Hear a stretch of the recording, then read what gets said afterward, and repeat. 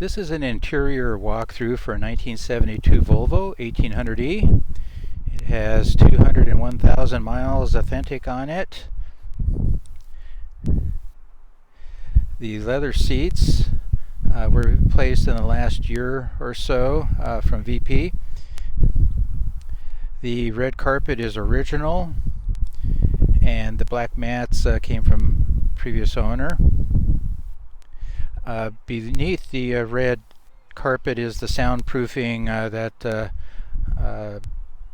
black roll stuff with foil, and it really helps with the heat containment, as well as you can listen to a radio. Okay. The latch for the passenger seat works great when you open it up to look in the back. The back is vinyl. Same carpet. And the latch snaps right back into position. Not so for the drivers. It has to be manually snapped into place to lock it. I'll give a demo of that in a few minutes. And it does have a new padded dash for the top section, probably in the last year as well.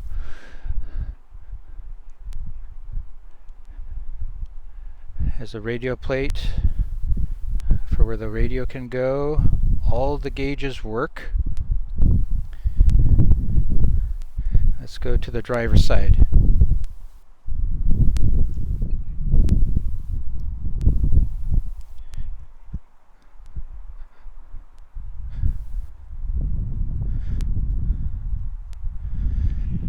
Also, the door stay on the driver's door does not work as well as the passenger side as well. And the latch that I was talking about is right here. When you want to pop it open, it certainly works that way, but it does not pop back into place. You have to push it up, pull it up and lock it. And it's easy when you're sitting down in it.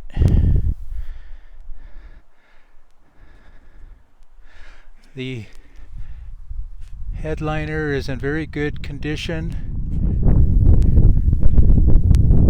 and I do not have any receipts for indication that it has been replaced. I have many receipts from owners, previous owners 2, 3, and my own. Let's take a look at the gauges.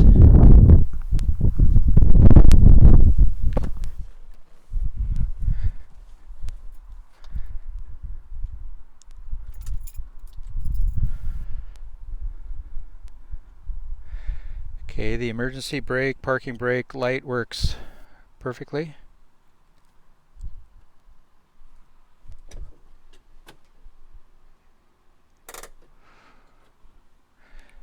Tachometer works, it goes all the way red line. The oil temp works. When the oil gets hot enough, it'll be mostly in the first zone, green zone, sometimes into the second on 100-degree days. The temperature gauge typically is in the middle of the third green zone after full warm-ups, and it never overheats.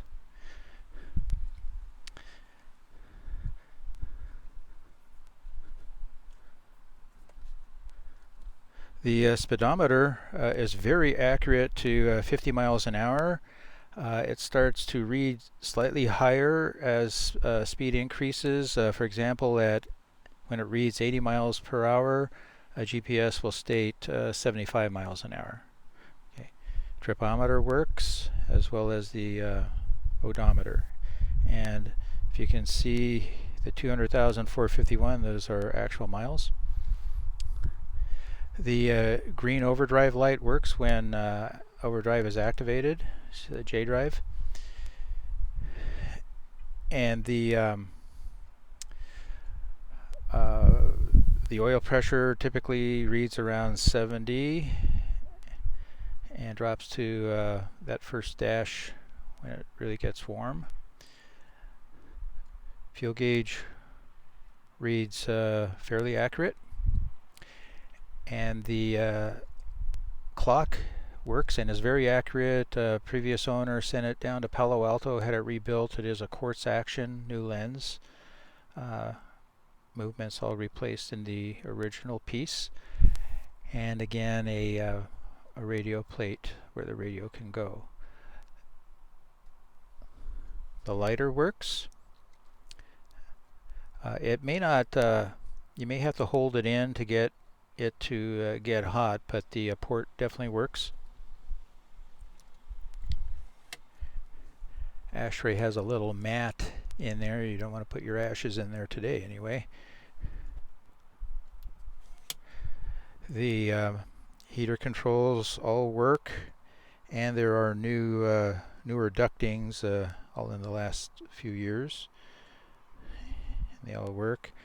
The fan, 2-speed, high, low. The ignition switch works perfectly. The panel light rheostat has some dead zones in it. It pretty much works in the high area, so there's plenty of brightness at night, but not very adjustable. And of course all the signals work.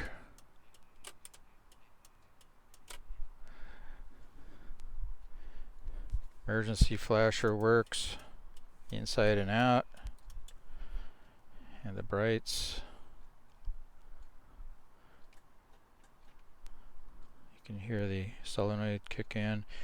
Lights work, high and low. The rear defroster switch works, except the elements in the rear window have a lot of dead areas in there, just breaks in the little elements. Do not get a full defrost back there. And then the well-used wiper blades work. They also spray just fine. 2-speed. Park. The horn is an air horn, so that people can hear you when you don't want them to pull in. I do have the 2 original horns available. And that's it.